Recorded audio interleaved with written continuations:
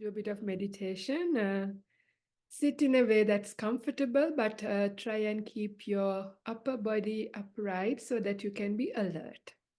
Since we are only meditating for a very short time, it's good to tell your mindfulness that you would like to stay here, stay alert, and enjoy the process of relaxation.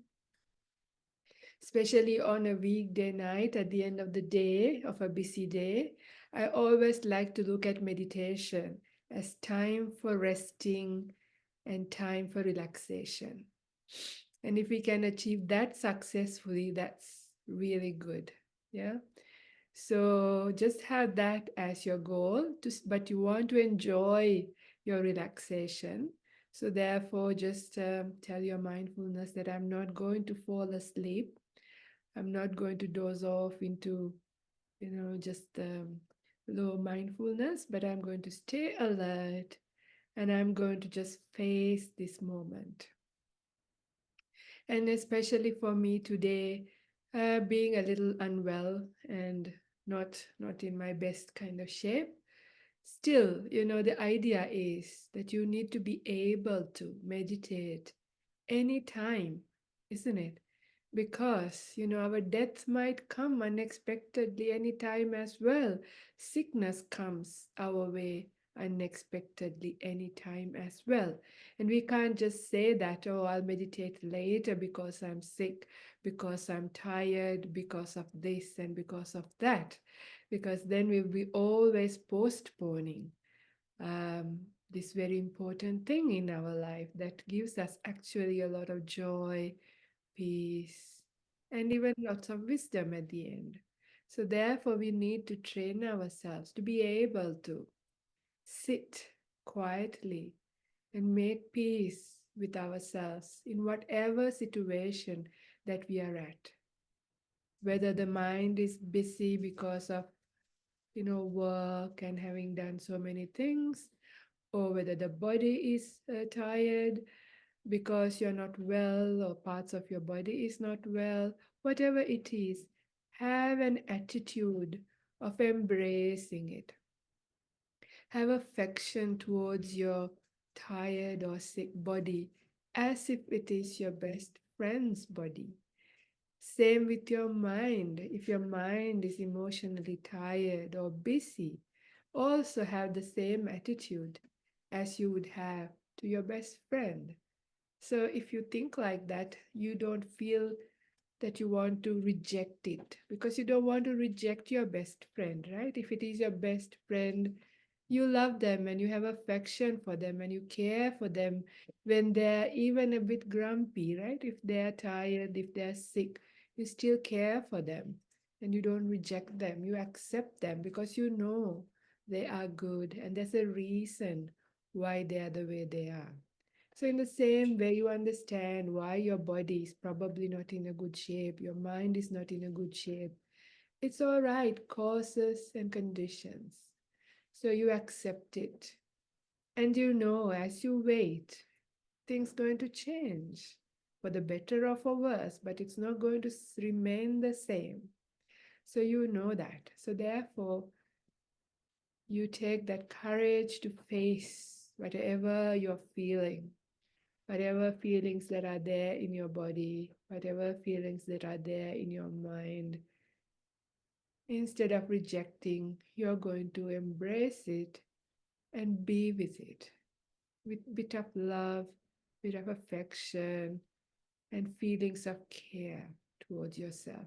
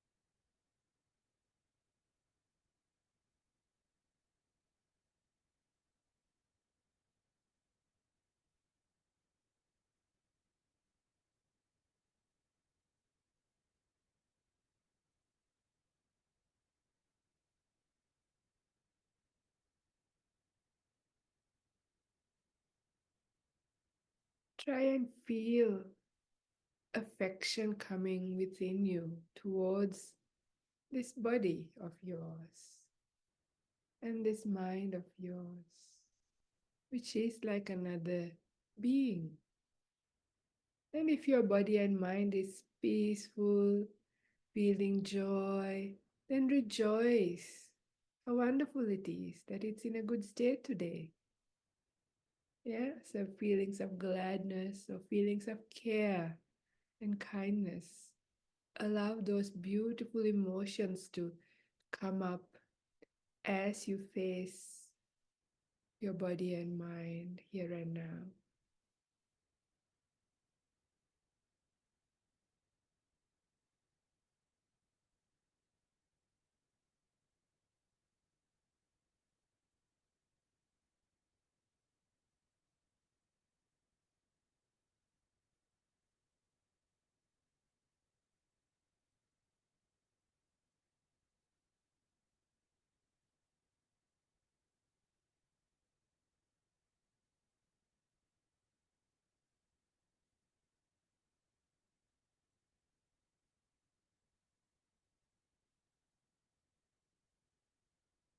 Any parts of your body that are feeling tight or painful, in your mind's eye, you can imagine this area becoming warm and becoming expansive and relaxing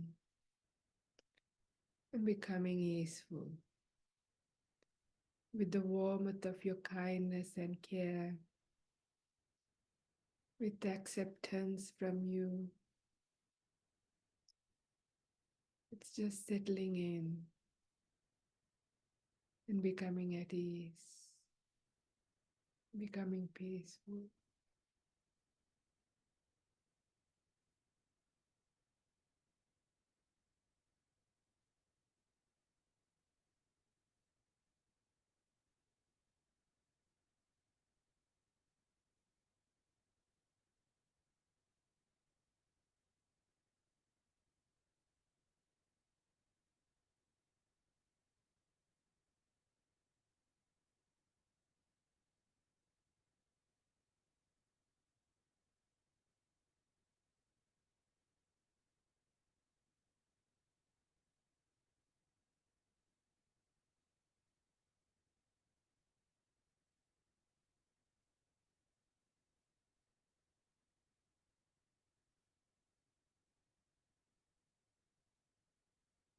Allow those feelings of affection to really grow inside of you and allow it to spread to every little single cell in your body, just like warmth spreading gently, making every little cell in your body at ease and peaceful.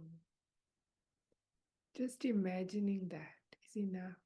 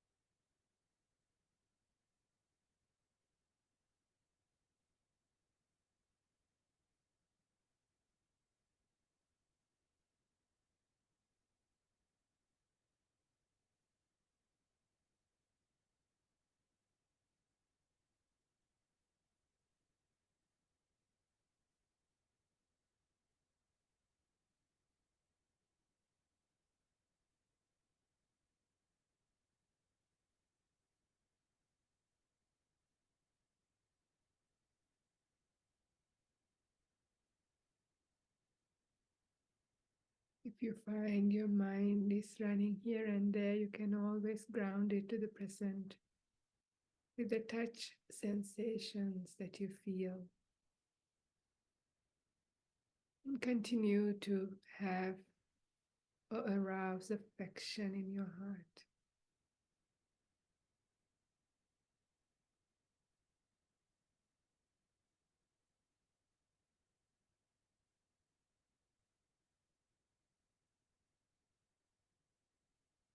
Kind of affection you would have for a little child, to a pet animal, or to your best friend. Kind of very sweet affection.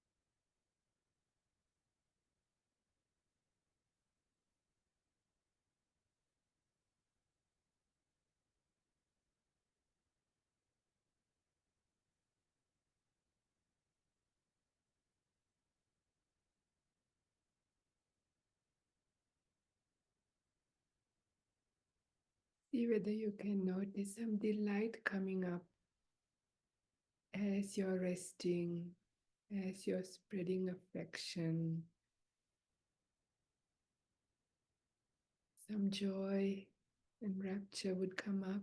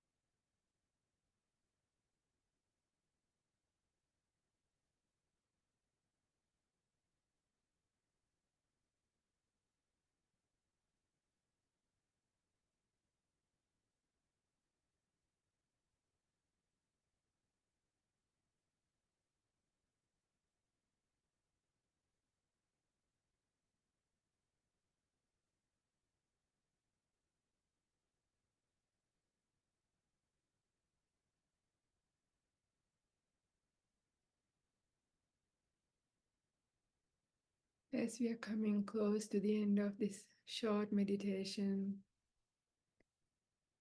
see how you feel. Can you notice any difference after bringing up a bit of affection? Did it make any difference to the quality of your mind and the feelings in your body in a positive way?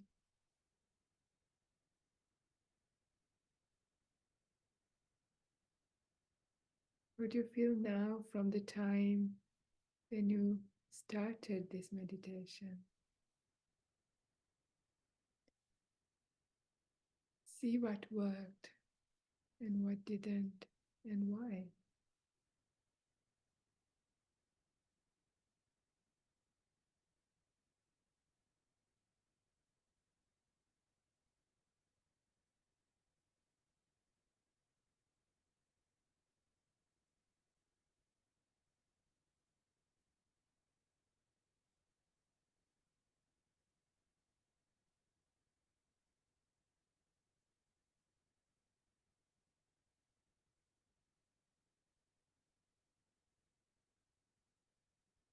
I invite you to take 3 long, deep breaths, and at the end of the last one, you can open your eyes and come out of meditation.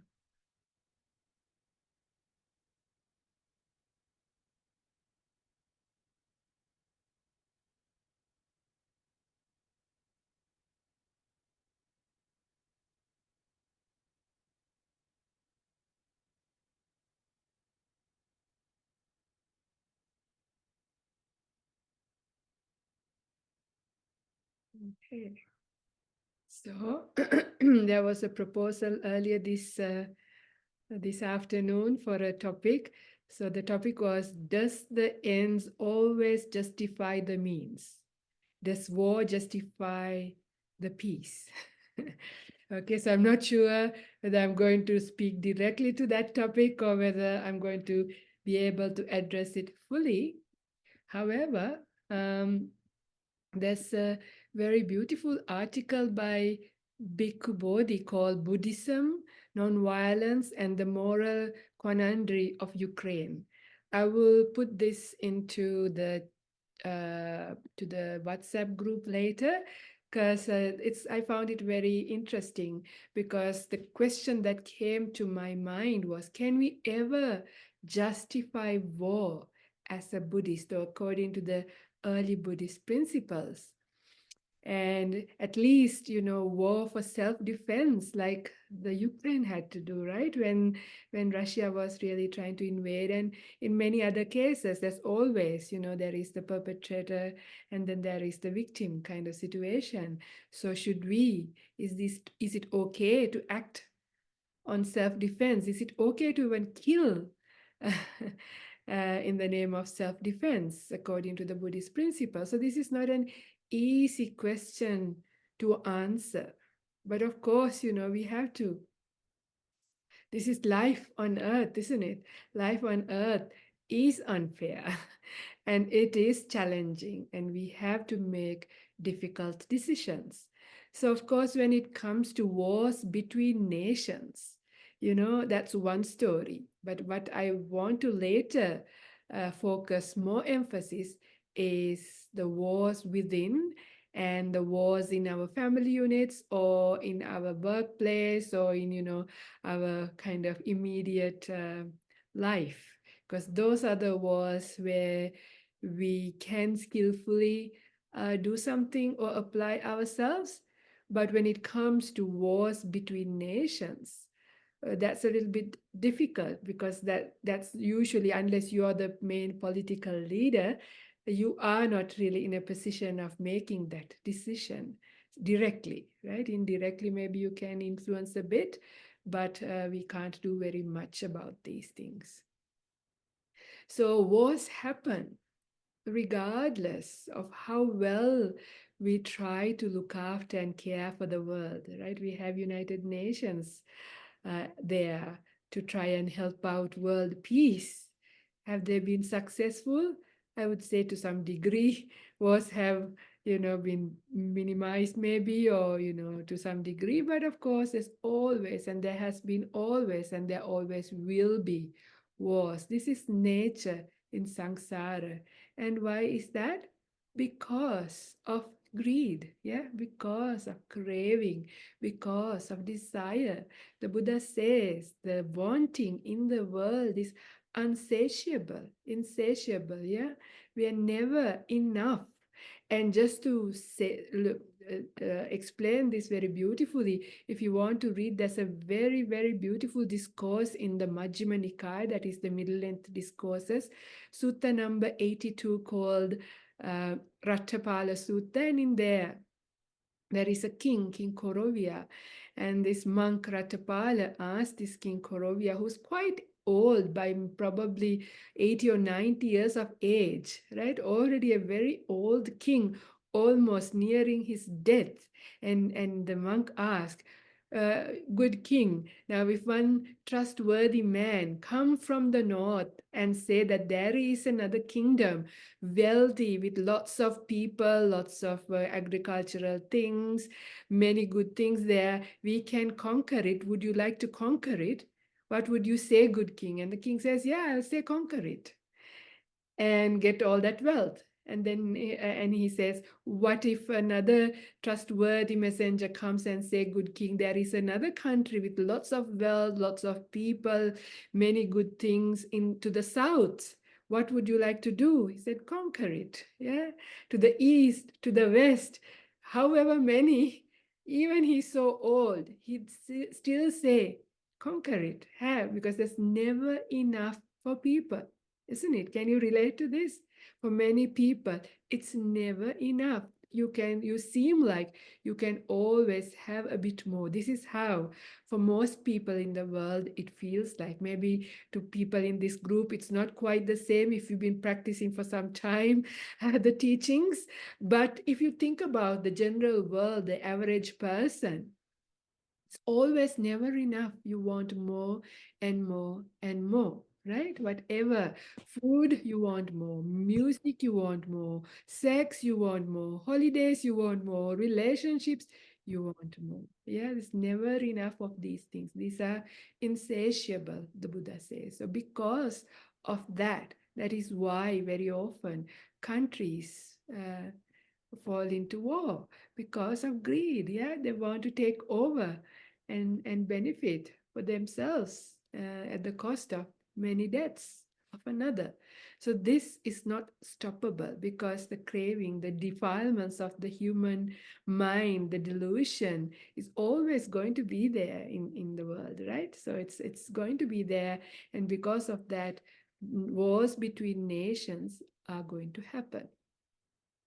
Of course, the best you can do, if it is possible between two countries, is to have this kind of peace talk and negotiate and try and see, how to resolve it to the best ability. But we know very often this is not possible, because one of the countries is going to not listen, not participate in peace conversations. They just want to go ahead and take over. So in that kind of situation, what do you do? So of course, the leaders of the country sort of has like a moral responsibility to sort of protect their citizens. So therefore, they will have to, break into war as defense. So whether whatever reason, whatever it is, still killing has consequences. So even those soldiers who will have to go in self-defense, still it's a real difficult moral dilemma for these people, right? They still have to kill, but they're saving. So it is very difficult. So there's no real one easy solution for these kinds of things. So clearly, according to the Buddha's teachings, it's never recommended. Now, there are stories from the Buddha's life itself to just have a look at how did the Buddha deal with. Did the Buddha have to deal with a situation like this? And in fact, he did. He actually had a very personal issue, right? While the Buddha was still alive, there was one prince who got very upset with the Sakyan clan. Sakyan clan, that is the Buddha's clan. That is his name. That is his family line. All of his relatives, they're called Sakyans. So this prince had a real big issue with the Sakyans because he discovered that when his father, the king, wanted to get a Sakyan queen, they sent a servant, a maid from the Sakyan clan and in the name of a princess. So later, and this prince was the son of that maid.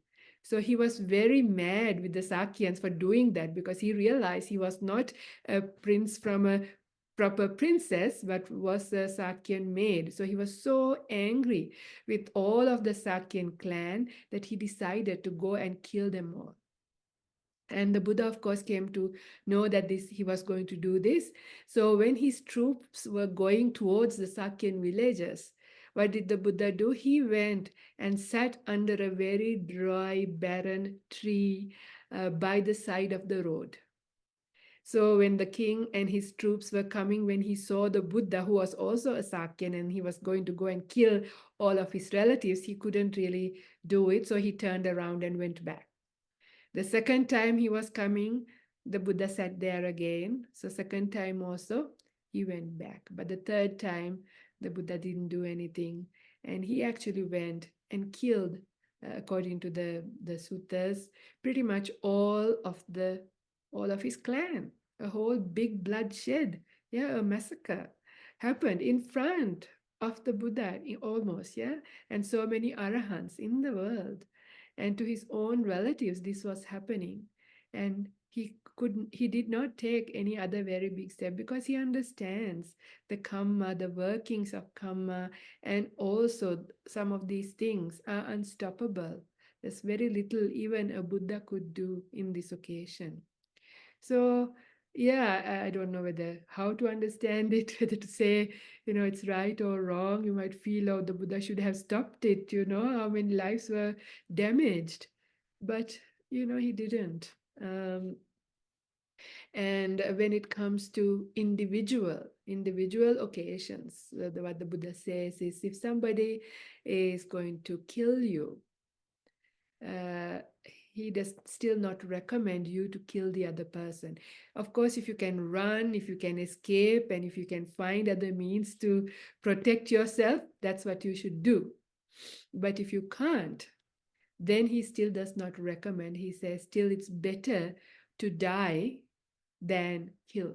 Why? Because once we kill, the karmic consequence of our action of killing is far greater than just dying. What happens if you die? You get reborn again, but you don't have bad karma because you haven't done anything bad. You lived a good, moral, ethical life. So death is not a very big deal in this occasion. It's much better to die than do something unwholesome. So that's the attitude in the early Buddhist teachings. So whether it is recommended, I can't say. You have to do what seems okay. And especially as a parent, if you see your children or anybody in your family is at danger, of course, you will take action. So you will have to take consequences. So often these kinds of situations where you are probably killing somebody who's trying to kill so many other people is a black and white karma, like it's a gray scale. It will have good and bad in it. Yeah, there's still karmic consequence that you have to bear because of killing, but still, there is also wholesome intention of preventing and protecting life.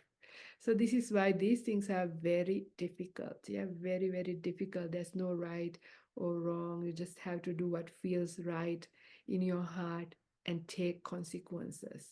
So this is all I can say about war and peace, really about the world. Can you justify war? You can't really justify war and killing according to the early Buddhist teachings in a direct way.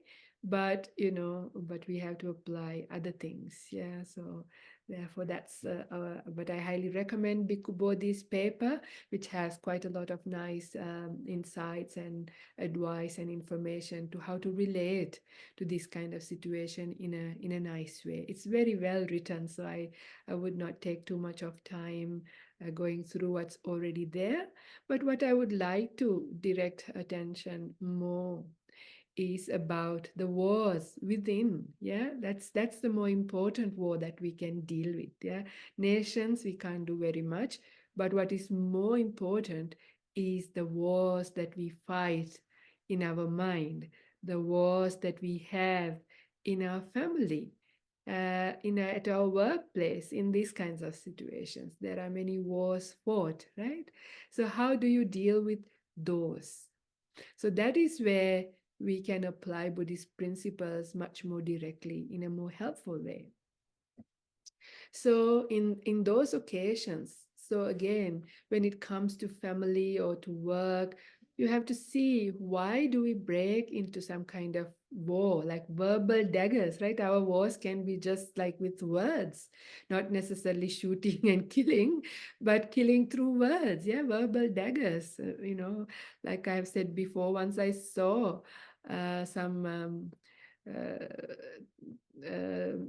written on by the side of the road. Somebody has done a what do you call them, street signing, saying that bombs don't necessarily kill people, but words do. Yeah. So words can be very, very painful, and we can use words to really finish somebody's sense of self, sense of ego. So many things can be destroyed, and we see this happening. Yeah. And we see bullying happening. We see this kind of mob mentality and what kind of damage it does to people and countries, or even to groups of people and things like that. So these are very dangerous things. So how do you deal with these things? And when it comes to that, yeah.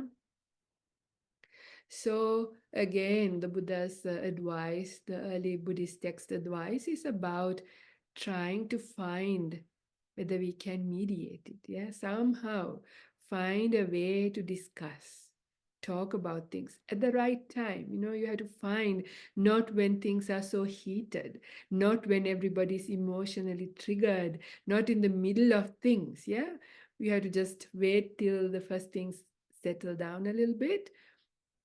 But these things normally don't end with one, right? They keep repeating. So before it starts again, or when you see something already building up, that's the time before things get really heated up. When things are still pretty cool, these are the times. Try and see whether you can use skillful speech, skillful mediation to negotiate, to make peace in a good way. Yeah. So, and taking that time is so important, so much more important. Our problem is we don't have enough patience. Yeah, we don't have enough patience to communicate. We don't have enough patience to wait. Yeah, we are so impulsive. We want to break into action. Our ego jumps out and it wants to take charge. It wants to show its power. Yeah, I'll show them kind of attitude, and it jumps out and it makes it difficult. And then once you sort of make that kind of very big conflict, then it just get worse. Yeah, from better to worse, and from worse to really, really, really terrible states. And everybody end up with a lot of unskillful actions that you have to repay consequences. So it's really not worthwhile. So it's really important that we are able to somehow build up enough mindfulness, enough skillful means, because the wars in our lives are repeated events. Yeah, things that we are familiar. It's the same kind of people doing the same kind of thing, triggering us, and we are getting into this kind of conflict or war or difficulty. So at a time when you're peaceful, at a time when you're cool, you can reflect back on those things and understand and see the situation and see how can you address this in a better way at a time that is good, so that it can not happen in the future, or even if it happens in the future, it's a lot more milder than it was last time. This is possible. So I can't speak to every person's individual events. So you need to do your own homework about this. But it is important to take time, because what happens with people is for the whole lifetime. Sometimes people just fight the same war with their people again and again and again and again. This is so common between husbands and wives, parents and children, brothers and sisters, same war fought for years with no success, no good ending, but the same fight again. So next time, ask yourself, why do I do this? Is there another way to approach this? Where is it all coming from? It's not so easy because you may be okay, but the other person may be at a different point.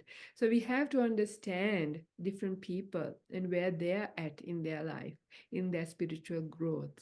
And then find some skillful means to either let go, to embrace, to deal with it in a way that is suitable.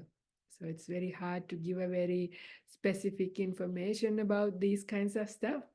But in general, if you train yourself, there are so many beautiful suttas, sermons by the Buddha about the what are the things that bring cordiality, yeah, and harmony within a family, or within a community, or within any place in a society.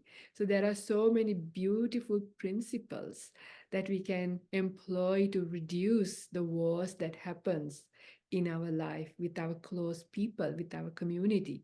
And that is, so if you want to improve the situation, the Buddha says, try and have, yeah, loving kindness, like beautiful acts, kind acts by body, speech, and mind, both in public and in private with your fellow people. So you know the difference at looking at somebody and looking with eyes of kindness and love. They're so different. When you look with love and affection, and we just look or look with hate, there's so much in our body language. So just even the bodily actions, our bodily way of interacting with somebody, yeah, the Buddha says, act with love, with metta, with affection towards your fellow people. Speak words that goes to the heart. Yeah, it's so beautiful to even hear. Of course, it's challenging. It's not always easy. It's easy for me to sit here and say this, but it is definitely hard to do. But the whole idea of this Buddhist path of putting in effort, making the practice is this, yeah, slowly changing these very simple, much more mundane day-to-day things. That is where the training really starts, yeah, how you speak with the people around you, what kind of words do you use, how is the tone of your voice, yeah, how is the sentence structure, yeah, do you victimize somebody when you speak, say you did this to me, you're terrible, or do you say, that time when you did like that, it was a bit difficult for me. You're communicating the same thing, but the way you communicate makes a big world of a difference to the other person, how they feel, and your relationship with them. So there's many books written about this kind of non-violent communication and things like that. So, if you want to learn more, please do read those. But there's also plenty of information also in the Buddha's scriptures about this. If you want to do a word search, you can do cordiality, for example, as a word search, and then you'll find many principles of cordiality given by the Buddha. There's also a very beautiful book by Bhikkhu Bodhi. I can't remember exactly the name. I can't see the book to pull it out. It was about, I think, communal harmony or something like that, and where he's pulled out a lot of these kind of books to how to sort of mediate um, difficult situations, and how to sort of build up communal harmony, good principles to use, and good skillful means to deal with this. And based on all the Buddha's teachings, there's so many of those. And I'm not going to sort of go into great detail in this talk today because I'm not quite prepared for it. That will require lots of sutta readings, but it's in definitely a good area to focus in our life for our own growth and benefit and own peace of mind for ourselves. Yeah, so it's about how we slowly change our behavior. So all we can do is change ourselves. We can never try to change other people. But as we change, as we become more kinder, as we have more affection and love in our heart, you will notice slowly the other people change as as well. It takes time. Our problem is impatience, and our problem is we want quick results, and we get disappointed if we've been affectionate and nothing has changed for months and years. But sometimes it takes time. So just have that faith and confidence. At the very least, you have a beautiful mind if you had love and affection in your heart. Never mind the other person and the ongoing problem. At least you are not participating in the same aggressive, bad, terrible way. That itself is already great. So, these are some very, very simple but yet important little advice about wars within or within our close community or family unit. I'm sure I can speak for days on this subject, but I also would like to read something from a very beautiful sutta from the long discourses. This is called Sakka Panya Sutta, and this is in the Digha Nikaya Sutta number 21. Okay, so I will read it a little bit and then maybe try and explain, because this is about, we are all talking about world peace. Everybody wants to have peace in the world, and yet all what we find is conflict. So, and we also ask this question, why is this the case? And this has been a question even 2,500 years ago. And this was posed to the Buddha by Sakka. Sakka is the lord of the Devas. So he's the king of the Deva realm, and he's supposed to be a very wise being. And this is how the sutta goes. This is a long sutta, but I'm only reading out the relevant part here. All right, here we go. By what fetters, sir, are beings bound? Gods, humans, asuras, nagas, gandhabas, and whatever other kinds there may be, whereby, although they wish to live without hate, harming, hostility, malignity, and in peace, they yet live in hate, harming one another, hostile and malign. This was Sakka's first question to Lord. And the Lord means Buddha, replied, Ruler of the gods, it is the bonds of jealousy and avarice that bind beings, so that though they wish to live without hate, harming, and malignity and hostility, they still live in this way. This was the Buddha's reply. And the Sakka delighted in and exclaimed, So it is, Lord, so it is, wayfarer. Though the Lord's answer, I have overcome my doubt and got rid of uncertainty. Then, having asked and having expressed his appreciation, the Sakka asked another question. But, sir, what gives rise to jealousy and avarice? What is their origin? How are they born? How do they arise? Owing to the presence of what do they arise? Owing to the abundance of what do they not arise?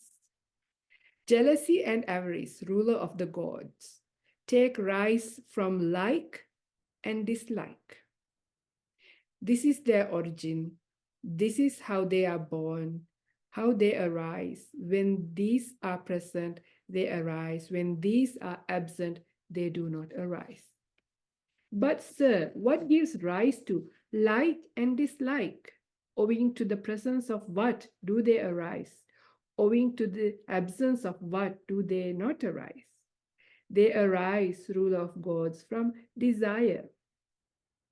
Owing to the presence of desire, they arise. Owing to the absence of desire, they do not arise. But, sir, what gives rise to desire? Desire, rule of gods, arise from thinking.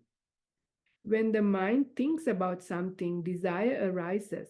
When the mind thinks about nothing, desire does not arise. But, sir, what gives rise to thinking? Thinking, rule of gods, arise from the tendency to proliferation. When this tendency is present, thinking arises. When it is absent, thinking does not arise. Well, sir, what practice has that monk undertaken who has reached the right way, which is needful and leading to the cessation of the tendency of proliferation? I will stop it here and explain a little bit, even though it's a little bit self-explanatory already. So, the Buddha says the reason why we have these conflicts, wars, bad exchanges, arguments in our life is because of jealousy and avarice. Avarice is hoarding lots of stuff, your strong desires, right? Because of strong desires and because of jealousies. You can think about it. That's the end, at the end of the day, that's what it is, yeah?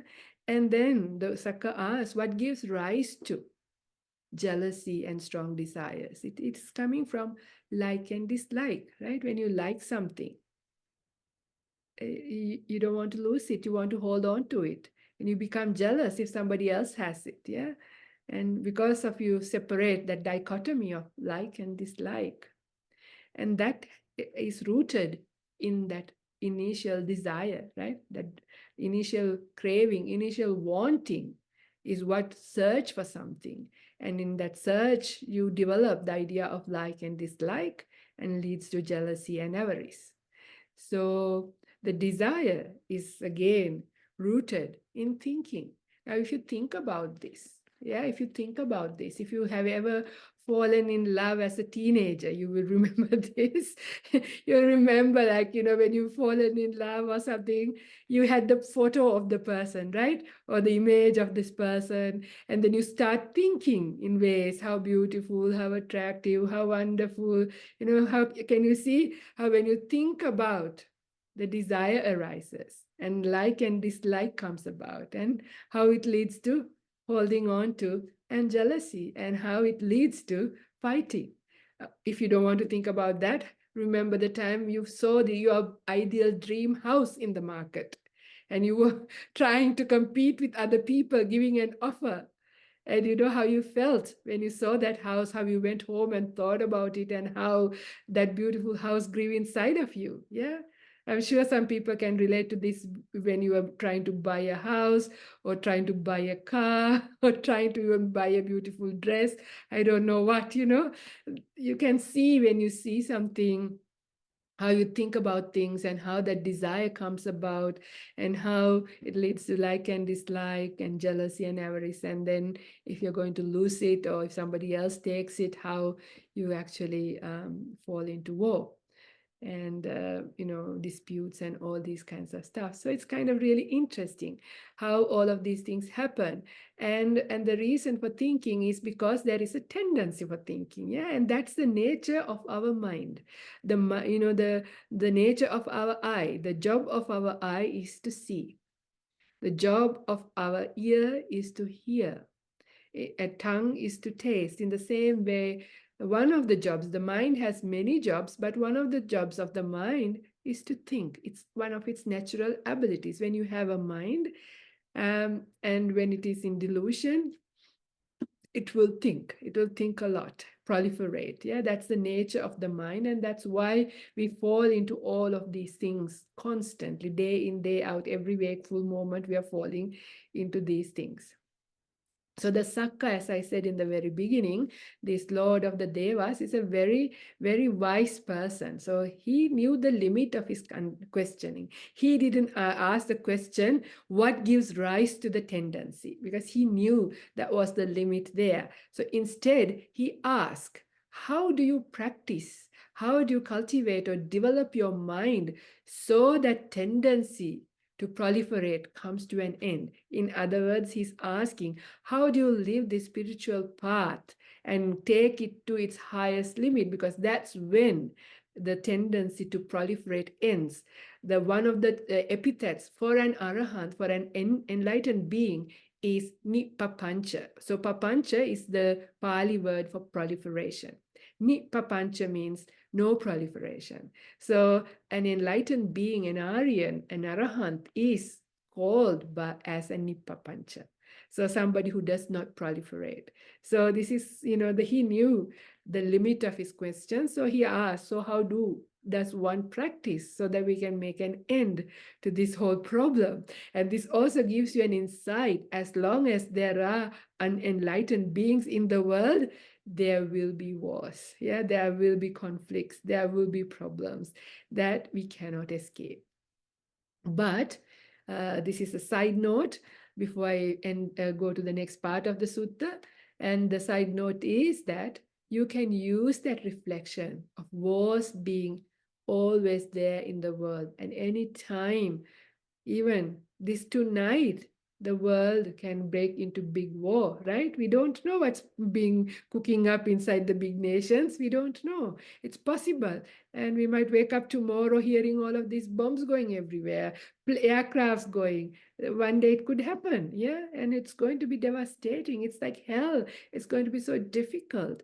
But just using that idea, once we exist, yeah, once we sign that contract to be born, all these are in the small print that you missed to read when you signed the contract and you decided to have rebirth. Yeah, you forgot that, you could die in war in so much difficulty. Yes, so much difficulty that all these people who are in the war zones going through. You've seen this through TV. I have lived in a country all my life. For a long period of time, there was a civil war in Sri Lanka. Yeah, I remember even as a grade 2 kid, this was the start of the big conflict with the Tamils. That day in 1982, we were taken out from school and we were going back home in a school van, and all I could see was all these shops burning in fire.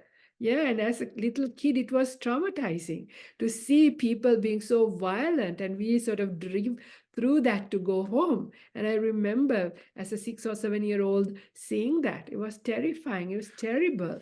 Yeah, and it's much more than that to be in a war zone, and it's difficult, but this can happen. And this happens all the time. And that itself is a very good reason to build up that what we call nibbida, disenchantment. Yeah, disenchantment for existence, disenchantment to this world. Yeah, that we crave so much to be in. Yeah, with this world is full of calamities, difficulties, problems. Once born, these things are inevitable, not within our control. Yeah, no matter how much we complain, how much we discuss, and how much we criticize the politicians, this has always been the case, time and time again, throughout the history, and it will be the case in the future as well. So just that reflection about war and conflict and difficulty that we have, even in a small family level, in our own mind, or within nations. All of those things are very good reflections to really get out of here. Yeah, get out of here, get out of samsara, to make a complete end to all of this suffering. Yeah, to make a complete end to all these defilements. It is a very energizing, very rousing kind of reflection, very powerful.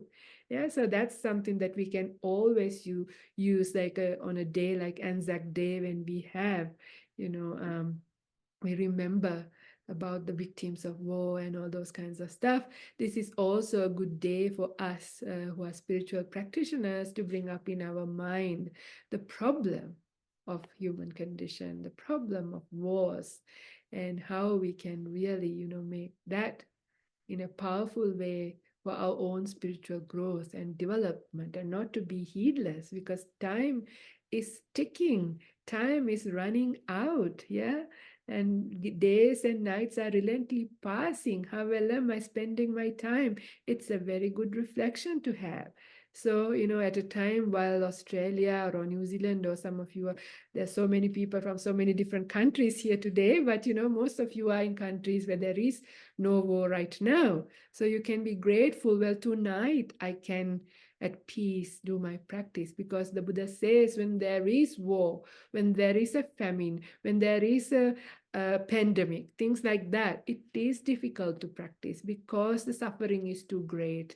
The conditions are not so easy to practice. Yeah. So before it happens, just use that reflection of possibility of these things happening. And before it happens, make use of the time you have to your best ability. Yeah.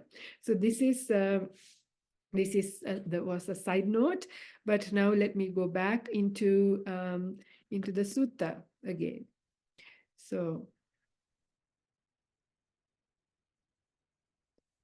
the ruler of gods, I declare that there are two kinds of happiness: the kind to be pursued and the kind to be avoided. The same applies to unhappiness and equanimity.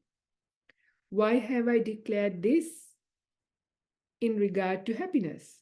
This is how I understood happiness. This is the Buddha saying this, right? When I observed that in the pursuit of such happiness, unwholesome factors increased and wholesome factors decreased, then that happiness was to be avoided. And when I observed that in the pursuit of such happiness, unwholesome factors decreased and wholesome ones increased, then that happiness was to be sought after. Now, of such happiness is as accompanied by thinking and pondering, and of that which is not accompanied with the latter is the more excellent. So the same applies to unhappiness and equanimity as well. So let me explain. So the question was the practice, yeah? The Sakka was asking how to do this spiritual journey, this whole gradual training, the whole path of practice all the way to becoming a non-proliferator, a Nippapancha, an Arahant. How is this path done? So normally, large suttas, yeah, large sermons are there with lots of detailed description on the gradual training. Yeah. So this is one for the ones who are lazy to remember all of those. And if you want the whole teaching in a nutshell, and this is for you. Right? This is a very simple, easy way to understand how to apply yourself. Yeah. When you feel like, I don't know whether this is right or this is wrong, what should I do? What shouldn't I do? I don't have a teacher always with me to ask this question. How do I know? So this is how it is. The only requirement is you need to be a little bit wise. How much wisdom do you need? The amount of wisdom is to be able to know wholesome and unwholesome. As long as you can tell when your mind is wholesome or unwholesome. So if you have enough wisdom to know that much, then you can use this. But it is true, right? There are people in the world. There are people in the world who can't distinguish between wholesome and unwholesome. So it is why. So for those people, you can't really apply this. But I'm sure the audience here, I'm sure most of you or all of you are able to understand when your mind is wholesome or unwholesome. So in general, it is about, the way of your body, speech, and the way you're thinking is not harming yourself and harming another or harming both. Yeah, that is wholesome. And unwholesome is if you're harming yourself, if you're harming the other, or you're harming both with your body, speech, and mind. So this is a very good way, but we have a good sense to see how our wholesome qualities are increasing or wholesome qualities are decreasing. This is possible to know, but we have to be careful about understanding wholesome and unwholesome. So the simple thing is, of course, we are all looking for happiness. So in our pursuit of happiness and peace, the ultimate happiness being enlightenment, nibbana itself, it's a whole path of happiness, like search for happiness, and every stage of the path is a stage in happiness and peace and joy and rapture. It's a very beautiful path, this Buddhist path. So in our pursuit of happiness, as we are applying ourselves on this path, just have a look, whatever you do by your body, the way you do things, the way you speak, or the way you handle your mind, the way you think. When you do that, is unwholesome things increasing, wholesome things are decreasing? Then stop, evaluate, and see where you're going wrong. Obviously, that's not the right way to do things. And as you're doing things by body, speech, and mind, if your wholesome states are increasing, unwholesome states are decreasing, carry on. You're doing it okay, you're doing it right. So don't be afraid to make mistakes as long as you're willing to learn from your mistakes. That's the whole point. So the Buddha said also in another sutta, in the Ambalattika Rahulovada Sutta, to his own son. He was only 7 years of age. His own son was only 7 when the Buddha gave this advice to his little son, who was also a little monk.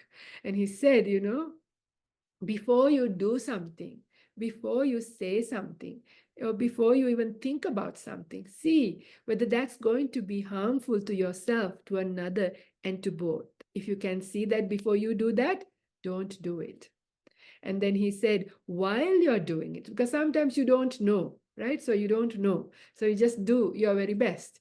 And while you're doing, he says, pay attention and see how your actions are, how your actions by body, speech, and mind are. How is it affecting your mind? How is it affecting the other person? How is it affecting both? And if you can see it is harmful, it is hurtful for yourself, to the other, and to the both, then he says, stop. And sometimes you also can't know while it's happening. Then he said, having done something, reflect back and see how was it? How did it end? How did I feel? How do I feel now after having done this, or having said this, or having thought about this thing in this way? Then you can also judge yourself and know the right way. So it's not so difficult. It's even a 7-year-old little kid can find out how to do. These are the simple instructions that little kids received from the Buddha, and kids as young as 7 got fully enlightened. Yeah. So we don't need huge amount of teaching, complicated teachings to be able to live this Buddhist path. The path is very simple, not so difficult to do. But the result is very profound when all the defilements come to an end, when suffering comes to an end, when craving completely subsides. It's beautiful, really, really beautiful, Sabba sankara samato, sabbu padipati nisaggo, tanhakkayo, virago, nirodo, nibbana. Yeah. So tanhakkayo, the ending of craving. Sabba Sankara Samato, all the stilling of all the formations, all the creations of our mind, when all of that stills, Sabba Sankara Samato, Sabbu Padipati Nisakko, yeah, all of those attachments, all of your belongings, all of those things that you attach and hold on to, when all of that is given up, when the craving comes to an end, all the things are fading away and coming into a cessation. That is Nibbana, that is enlightenment, that extinguishment of all the flames, like we discussed in the last sermon. It's like all these fires coming to an end. That is Nibbana. It is really beautiful. Yeah, it's really beautiful. So how do you do that? You do it in a practical day, every time, just with all your wakeful moments. You can do this. Yeah, this is where sati sampajanya is so important. Mindfulness and clear comprehension is so important. So again, to remind you, that is about being aware of what are you doing, why are you doing it, and how are you doing it. Yeah, this is the very simple three questions. What are you doing? Why are you doing? How are you doing it? And as you check on this, you can see the result. Is it harming or not harming? Are wholesome states growing or unwholesome states growing? So you can slowly navigate your whole day's practice, activities, everything that you do is made into your practice. So then you don't have to worry and say, oh, it's well and good for you, Venerable, to say, being at the monastery, being a nun to practice, how am I going to do with my job and my family and my busy life? How am I going to be diligent and walk this path in case war breaks down tomorrow? I'm stressed. Not like that, yeah? So you just put in little efforts, baby steps into your every action by body, speech, and mind. Navigate it through. Make it skillful. Make it so that wholesome states starts growing inside of you. Unwholesome states starts to subside. So it's okay to make mistakes. Our habits are very strong. It's about learning them and slowly, slowly changing them, guiding you in another direction. Yeah, slowly inclining yourself, slowly, slowly doing that. Can you do that? I'm sure we can do that. Yeah, it's not that hard to do. Don't think about everything in one go and wanting to, become perfect at everything. That is when it becomes a big, big difficult job. Don't think like that. Just one step at a time, one action at a time, one thought at a time, one word at a time. How am I going to manage this? One conversation at a time. Yeah, one job at a time, whatever it is. Yeah, how can I do it to my best ability? And you can only do it to your best ability. As long as you're not yet an arahant, as long as you are going to have defilements, you will have a mixture of stupidity and wisdom in all of your activities. So that's all right. Yeah. Allow yourself to be where you're at. Yeah, that's all right. And do your work from where you're at and make little progress. Have patience. Yeah. And have that confidence. When you reflect back, you will see, this worked. This actually worked. So I can see it happening. It's doing its job. So you get confidence. So you do more. Yeah. So this is what I would like to offer as the Dhamma talk for today. And I would like to open up for questions. So maybe I can ask a question. This is probably in relation to very specific examples. So the Bondi Junction Yeah. killings, Yes. the police officer who fired that single shot to stop the man with the knife. Yeah. So she did it. She killed. She still killed, but she prevented a lot of further deaths. Absolutely. So Yeah. you said that the Buddhist teachings were no killing is good killing. How do you then rationalize her actions then? Yeah, no, I mean, this is the thing. When you do like that, sometimes you just have to do that, yeah. So like if it was an arahant or an Aryan would not do that. They would just get killed themselves. They would not kill. They cannot kill. Yeah, so they are unable to. But and as long as you're not an Aryan, and then you have to make a very important ethical decision at that time. And I would say that has a lot of good inside, so a lot of brightness inside of it, but the action of killing is also still there.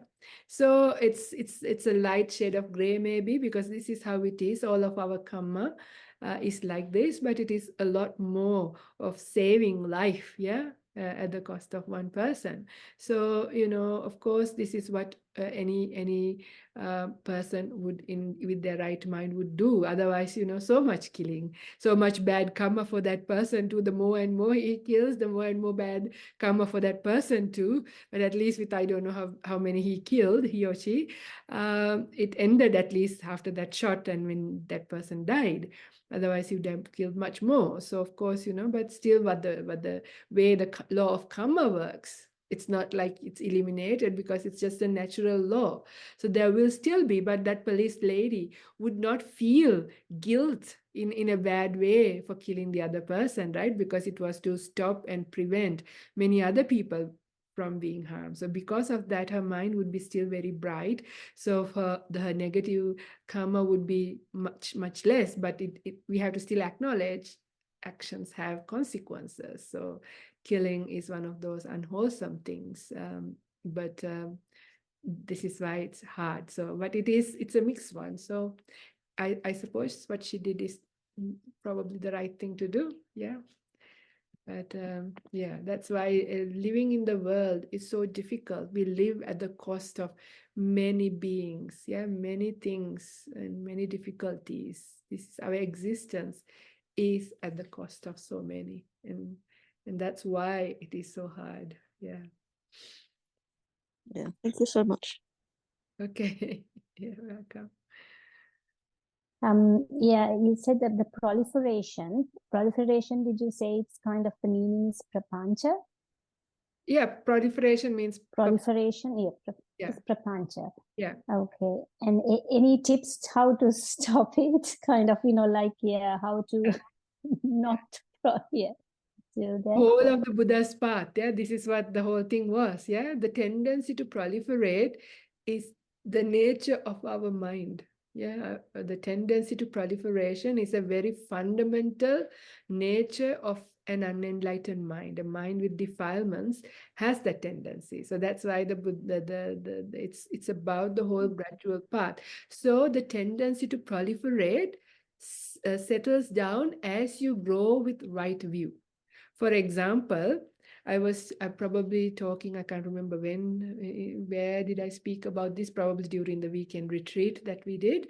And that was, how we have so much opinions and views, right? We have so many opinions and views about what is right, what is wrong, what should be, what shouldn't be. And a lot of the time, our proliferations are like this, right? You think and think and think and think about these kinds of things, about our views and opinions, and we want to express ourselves. Yeah, so we have so much to say in our own head. But when we see the unreliability of these things in our own mind, so I think this was what I was talking about during the Saturday retreat here at Santi, the day retreat that we had, internalizing right view.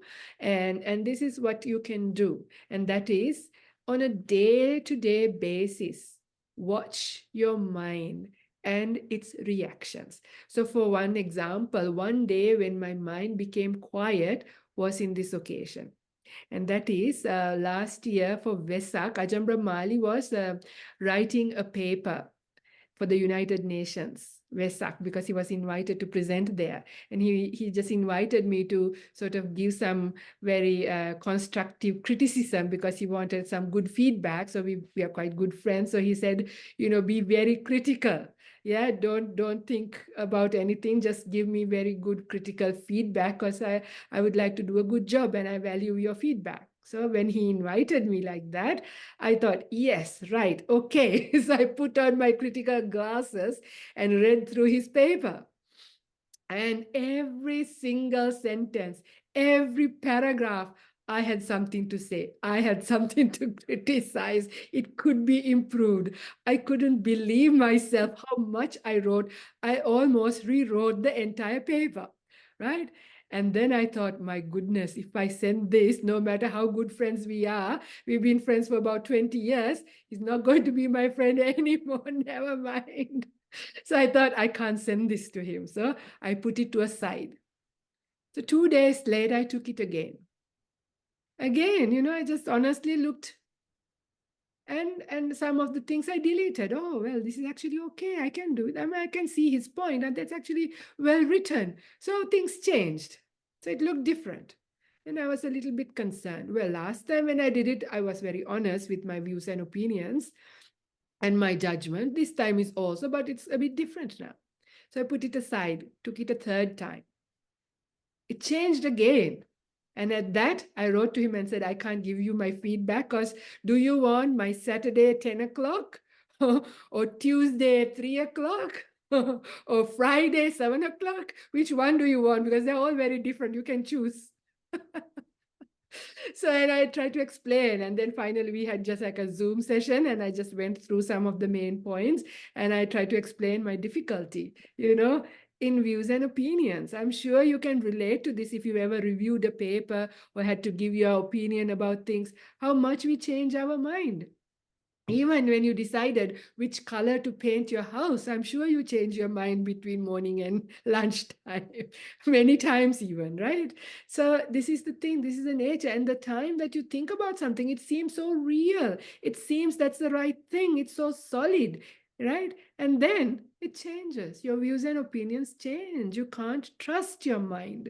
Yeah, you can't really be, it's not so reliable. Of course, that doesn't mean that you never express yourself and give your views and opinions. Not at all. You have to do something, but at least do it at a time when the mind is more peaceful, when the mind is not emotionally triggered, when it is a little bit more wise. Then you can give something a little bit more sensible, and that's all you can do. But even what you do, it's never 100%. Yeah, just when you see that, when that happened, my mind actually became very quiet.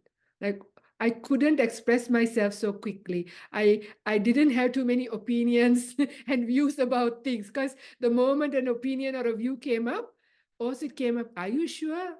Can you trust your view and opinion? Last time, do you remember how many times it changed? How real it felt?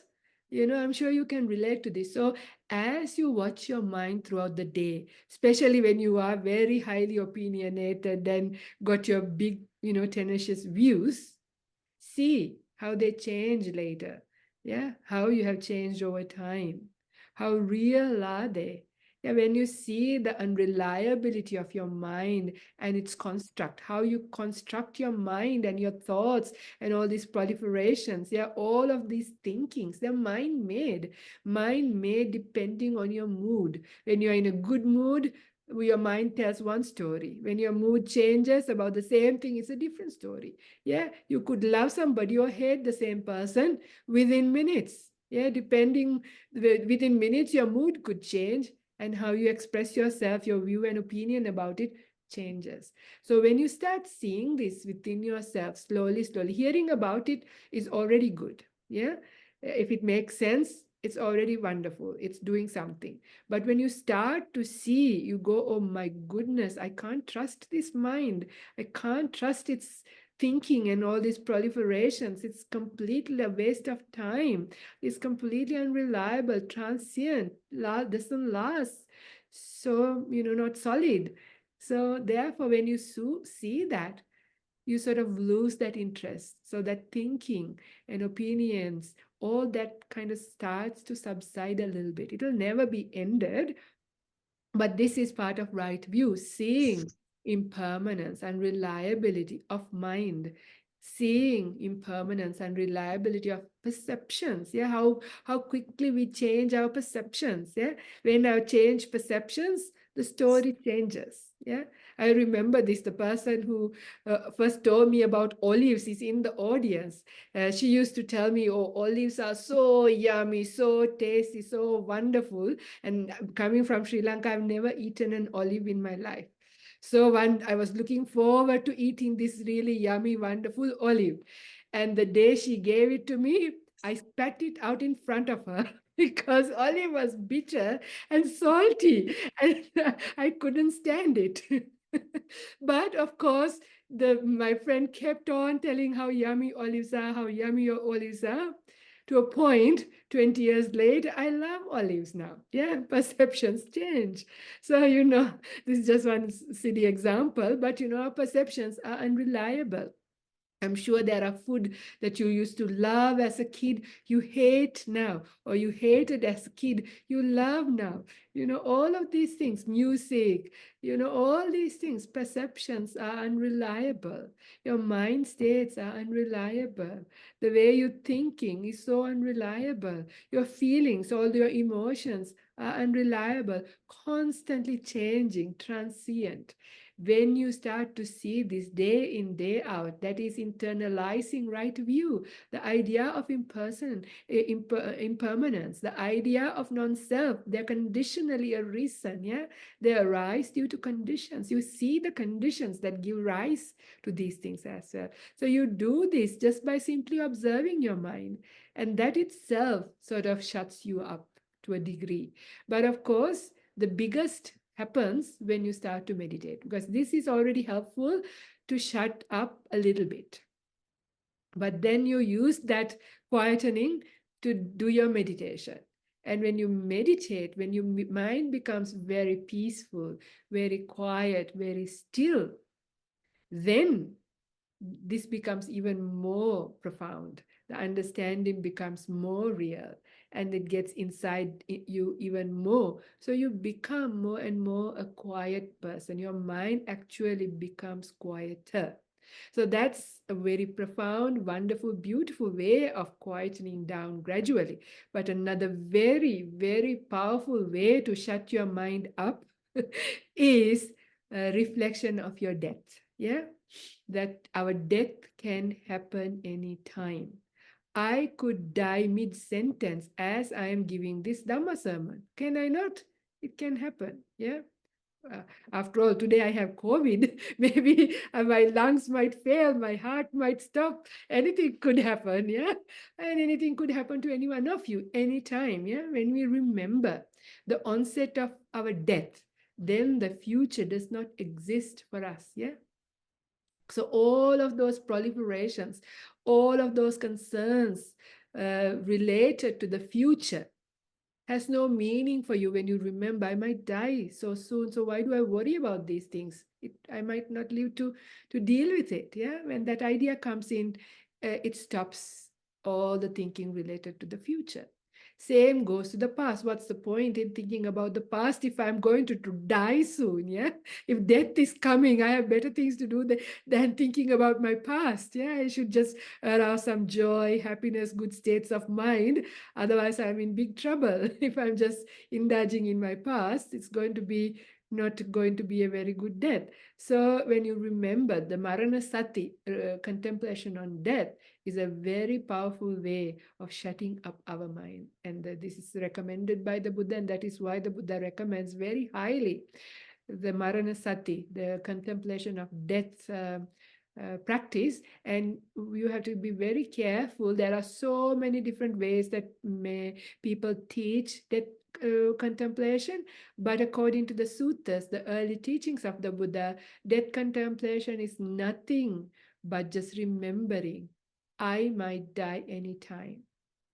I'm going to die, that's for sure, and it can happen anytime. That's all. Just remembering that. When you remember it often, instead of you getting scared and worried and upset, what happens is you start to live your life well. You start to live your life with joy. You forgive people, you settle your issues, you take care of yourself. So actually, your mind starts to get better. So death contemplation itself is a very, very powerful thing. I can say so much about it, but there have been many, many Dhamma talks, both in English and in Sinhala, that I have given on this subject. So I recommend you to re-listen to them to inspire yourself on the power of death contemplation to shut your mind up. Okay, these are two very powerful ways to practice your whole spiritual journey, but also to reduce that proliferation, the prolific nature of your mind. Thank you for that very good question. Thank you. Thank you so much. Thank you. That's so sad.